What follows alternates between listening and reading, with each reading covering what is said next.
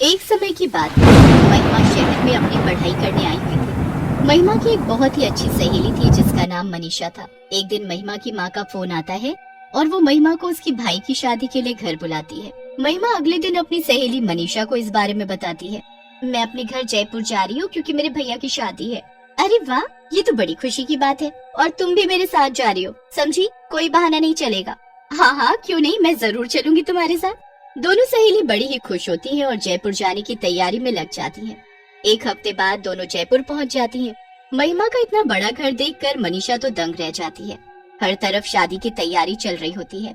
आ गई मेरी बेटी। हाँ माँ, और देखो मेरे साथ कौन आए हैं, मेरी सहेली मनीषा। अरे बेटी आओ आओ, और इसे अपना ही घर समझो। जी माँ जी। चलो मनीषा, चलकर भैया से मिलते हैं। दोनों सहेली जाकर महिमा के भाई से मिलती हैं। राहुल अपनी बहन को देखकर बहुत खुश हो जाता है। अरे कितने दिन लगा दिए आने में, जैसे किसी पड़ोस की शादी है। अरे भैया, बस एग्जाम्स की वजह से रुकना पड़ा, पर अब मैं आ गई हूँ ना। अब देखना हम दोनों आपकी शादी में क्या धमाल मचाएंगे। अरे पर पहले इनसे तो मिलवा। अरे हाँ, मैं तो भूल ही गई। ये है मेरी सहेली मनीषा। महिमा उसके बाद मनीषा को अपना कमरा दिखाती है जो बिल्कुल राहुल के साथ वाला ही होता है। दोनों कमरे में जाकर बिस्तर पर पड़ जाती हैं और उनकी आंख लग जाती है। अगले दिन फिर दोनों अच्छे से तैयार होकर शादी की तैयारियों में लग जाती हैं। 2 दिन बाद राहुल की शादी हो जाती है और उनके घर एक सुंदर सी दुल्हन आ जाती है। अरे महिमा, ये तुम्हारी भाभी घूंघट क्यों किए हुए हैं? अरे ये शहर थोड़ी है, यहाँ बड़ों बड़ों को घूंघट करना ही पड़ता है। पूरी शादी अच्छे से निपट जाती है। अब अगले दिन महिमा और मनीषा को वापस शहर जाना होता है क्योंकि उनके कॉलेज की काफी छुट्टियां हो चुकी होती हैं। मनीषा को शहर जाने का बिल्कुल मन नहीं होता। वो उस रात बड़ी ही उदास होती है। जब महिमा सो रही होती है तब मनीषा उठकर बाहर टहलने लगती है। टहलते टहलते मनीषा बालकनी में जाकर खड़ी हो जाती है। बाहर काफी अच्छा मौसम होता है और ठंडी ठंडी हवा चल रही होती है। पर फिर उसका ध्यान अचानक नई नवेली बहू पर जाता है। अरे ये इतनी रात को छत पर क्या करने जा रही है? मनीषा उसके पीछे पीछे जाने लगती है और छत पर पहुंच जाती है। छत पर घूंघट में वो बस चलती ही जा रही होती है। उसके बाद वो अपना घूंघट ऊपर करती है और आसमान में पूरे चांद को देखने लगती है। आज तो चांदनी रात है और मेरा मकसद पूरा हुआ।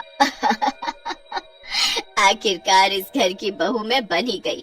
अब मैं सबको खत्म कर दूंगी, सबको खत्म कर दूंगी मैं। हे भगवान, ये महिमा की भाभी ऐसी क्यों हंस रही है? इनको आखिर हुआ क्या है? मनीषा छुपकर सब देख ही रही होती है कि तभी महिमा की भाभी पीछे मुड़ती है और फिर उसका चेहरा देख मनीषा वहीं जमीन में बैठ जाती है। वो कोई खूबसूरत लड़की नहीं बल्कि एक चुड़ैल होती है। मनीषा के तो गले से आवाज ही नहीं निकल रही होती। उसे कुछ भी समझ नहीं आ रहा होता कि अब वो क्या करे। वो जैसे तैसे हिम्मत करके खुद को संभालती है और अपने कमरे में भागती है। महिमा, महिमा, जल्दी उठो महिमा। क्या हुआ मनीषा, तुम ऐसे हाँफ क्यों रही हो? कोई बुरा सपना देख लिया क्या? सपना नहीं, सच में देख कर आ रही हूँ। तुम्हारी भाभी है ना, वो कोई और है। वो चुड़ैल है महिमा। मैंने खुद अभी उनको छत पर हंसते हुए देखा और वो आसमान में चांद को देखकर हंस रही थी और वो तो ये भी बोल रही थी कि वो सबको मार डालेगी। क्या मनीषा, तुम मेरा कैसे कैसे मजाक करती हो। चलो अभी तुम्हारा वहम दूर करती हो, चलो मेरे साथ। नहीं नहीं, मैं कहीं नहीं जाऊंगी। महिमा मनीषा की एक नहीं सुनती और उसका हाथ पकड़कर उसे राहुल के कमरे तक ले जाती है। उसके बाद वो दरवाजा खटखटाती है। अंदर से दरवाजा महिमा की भाभी खोलती है और उन्होंने अभी भी लंबा सा घूंघट किया होता है। जी बोलो दीदी, क्या हुआ? इतनी रात को आप दोनों यहाँ? पता है, मेरी दोस्त को एक बुरा सपना आया तो बस मुझे आना ही पड़ा। अच्छा, सबसे पहले आप अपना ये घूंघट ऊपर करो, मेरी सहेली आपकी शक्ल देखना चाहती है। जी दीदी, अभी करती हूँ। घूंघट वाली बहू अपना घूंघट ऊपर करती है तो उसकी बेहद खूबसूरत शक्ल देखकर मनीषा हैरान ही रह जाती है। मन ही मन वो यही सोच रही होती है कि आखिरकार ये कैसे हो गया। उसने खुद अपनी आंखों से उसका चुड़ैल वाला चेहरा देखा था। महिमा फिर मनीषा का हाथ पकड़ती है और उसे चलने को कहती है। दोनों अपने कमरे में वापस जाने लगते हैं। जाते हुए मनीषा एक बार फिर से पीछे मुड़कर देखती है तो उस घूंघट वाली बहू की अजीब सी मुस्कुराहट उसे और परेशान कर देती है। वो मनीषा को देखकर ऐसे मुस्कुरा रही थी जैसे मानो उसे चेतावनी दे रही हो कि आगे से मुझसे पंगा मत लेना। मनीषा को ये सब बिल्कुल सही नहीं लग रहा होता। उसे बस इतना समझ आ रहा होता है कि उसे अब वहीं रहकर सब ठीक करना है और सबके सामने उस घूंघट वाली चुड़ैल बहू का सच लाना है, वरना सबकी जान खतरे में पड़ जाएगी। अगले दिन मनीषा शहर जाने के लिए सीढ़ियों से बैग लेकर उतर रही होती है कि तभी वो सीढ़ियों से गिरने की एक्टिंग करती है। मैं गिर गई। हे भगवान, ये क्या हो गया? मेरा पैर टूट गया। हे भगवान, ये क्या हो गया? भैया जल्दी आओ, मनीषा को उसके कमरे में ले चलो। घूंघट से चुड़ैल बहू ये सब देख रही होती है। इसकी इतनी हिम्मत, जो ये मेरे पति की गोद में जाएगी, इसे तो मैं बताऊंगी। अरे बहू, यहाँ क्या खड़ी खड़ी देख रही है? चलो मेरे साथ रसोई में और जल्दी से मनीषा के लिए बाम और हल्दी वाला दूध लेकर आओ। जी माँ जी।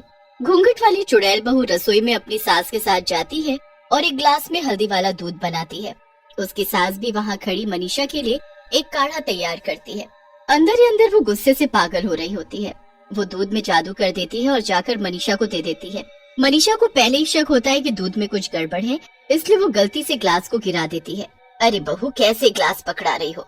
देखो गिर गया। चलो जाओ, पोछा लाओ और साफ कर दो।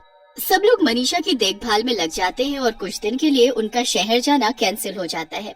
घूंघट वाली चुड़ैल बहू से ये सब देखा नहीं जा रहा होता। वो रात होने का इंतजार करती है। जैसे ही रात होती है और सब सो जाते हैं, वो छत पर जाती है और अपना घूंघट ऊपर करके आसमान में चांद को देखने लगती है। मुझे शक्ति चाहिए, मुझे शक्ति चाहिए।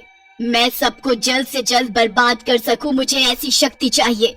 और सबसे पहले मुझे उस लड़की की जान लेनी है, फिर उसके बाद मैं सबको देखूंगी। एक बार मैं सबको खत्म कर दूं, फिर मैं और राहुल दोनों सुकून से रहेंगे और मैं अपने चुड़ैल वंश को आगे बढ़ाऊंगी। चुड़ैल वहीं छत पर बैठकर जादू टोना करने लगती है। मनीषा और महिमा वहीं पीछे खड़े छुपकर उसे देख रहे होते हैं। चुड़ैल उसके बाद वो एक सुई लेकर गुड़िया को चुप होने लगती है। सुई चुप होते ही मनीषा के हाथ से खून आने लगता है।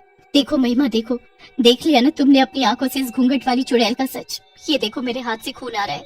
हे भगवान, ये सब हो क्या रहा है? अब हम क्या करेंगे? ये हम किस चुड़ैल को अपने घर ले आए? सब सोचते हैं ये कितनी संस्कारी है जो हर वक्त घूंघट करके रहती है, पर किसी को नहीं पता कि इस घूंघट के अंदर एक चुड़ैल है जो अपना चेहरा छुपाने के लिए इसे घूंघट से ढकती है। हाँ, मैं यही तुमको कब से बताना चाहती हूँ, पर तुम मानने को तैयार ही नहीं हो। मेरे भाई को तो इस बात का अंदाजा भी नहीं होगा कि उसकी बीवी एक चुड़ैल है। तुम कुछ करो ना मनीषा। मैं सब कर चुकी हूँ। मैं एक बाबा को जानती हूँ जिनको मैंने पहले ही फोन कर दिया था। उन्होंने मुझे सब बता दिया है कि मुझे क्या करना है। बस अभी हमें कैसे भी 2 दिन शांति से निकालने हैं, फिर पूर्णिमा की रात को हम इस घूंघट वाली चुड़ैल बहू का सच सबके सामने लाएंगे और इससे हमें छुटकारा भी मिल जाएगा। बस फिर 2 दिन जैसे तैसे निकल जाते हैं। उसके बाद दोनों सहेली छत पर आती हैं और वहाँ जिस जगह चुड़ैल अपना जादू टोना करती है, वहाँ एक कटोरी खीर रख देती है। कुछ देर में चुड़ैल वहाँ आ जाती है। मनीषा और महिमा बाकी घर वालों के साथ छुपकर चुड़ैल के आने का इंतजार कर रहे होते हैं। कुछ ही देर में चुड़ैल वहाँ आती है। वो अपना घूंघट ऊपर करके खीर देखकर बड़ी हैरान होती है। चुड़ैल को कुछ समझ नहीं आता, पर वो खीर देखकर रह नहीं पाती। वो उस कटोरी को उठाती है और खीर चखने लगती है। जैसे ही वो खीर खाती है, उसे उल्टी होने लगती है। ये क्या है? ये मुझे क्या हो रहा है? चुड़ैल जमीन में गिर जाती है और तभी सब घर वाले वहाँ आ जाते हैं। इसका अंत अब आ चुका है। इसने मेरी बनाई हुई खीर खा ली है। ये सब तेरा किया धरा है। तुझे तो मुझे उसी दिन मार देना चाहिए था। हाँ, पर तूने बहुत देर कर दी। चुड़ैल तड़प तड़प कर मरने लगती है। उसके बाद पूर्णिमा के चांद की रोशनी उस चुड़ैल पर उल्टा असर करने लगती है। उसे ताकत देने की जगह वो उसे जला देती है और चुड़ैल राख में बदल जाती है। सब उस घूंघट वाली चुड़ैल बहू से मुक्ति पा लेते हैं, पर राहुल बहुत दुखी होता है। अब अगले दिन मनीषा और महिमा भी वापस शहर जाने लगते हैं, पर जाते जाते राहुल के माता पिता मनीषा से कहते हैं, क्या तुम हमारे बेटे से शादी करोगी?